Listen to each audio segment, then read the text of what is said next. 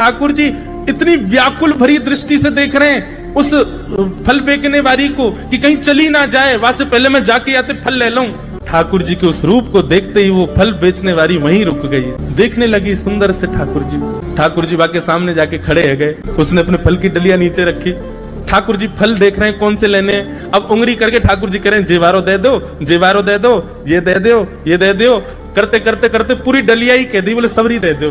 गोपी बोली अरे लाला ये सब ऐसे ही ले जाएगो, कछु देगो ना मुकू। अरे ऐसे ना मिलो करे, कछु देनो पड़े, चल कछु दे मुकू तभी मिलेगी। ठाकुर जी बोले तो फिर रो काई को रही है, मैं ऐसे थोड़ी लेके जाऊंगा, नंद बाबा को ला लाऊं, मेरी सभी संपत्ति है, मैं अपनी संपत्ति में से कछु हिस्सा तुमको दूंगा तब फल लेके जाऊंगा। अच्छा दियो, कहा देगो संपत्ति में।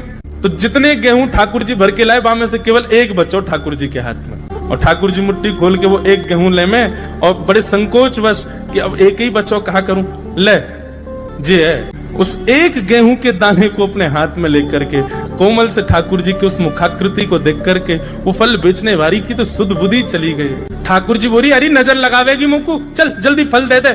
बोले फल दे तो दूं, लेके कैसे जाओगे, 4 आम के बराबर के तो तुम स्वयं हो, एक आम के ऊपर एक ऐसे 4 खड़े कर दूं तो इतने बड़े तो तुम खुद ही हो, कैसे लेके जाओगे।